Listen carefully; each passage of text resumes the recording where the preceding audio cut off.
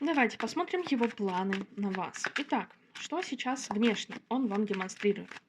Его внешние действия в отношении вас. Все разрушено. Смотрите, здесь все разрушено. Он пытается рассматривать, да, какие-то вариации, события, возможности, но пока что ситуация, она, ну, знаете, все, как будто бы здесь нечего уже ловить. Все потеряно, все разрушено, и либо строить заново, но он пока что даже не знает как. Здесь он рассматривает варианты развития отношений с вами, но пока что не приходит к какому-то конкретному выводу. Давайте посмотрим его планы на вас.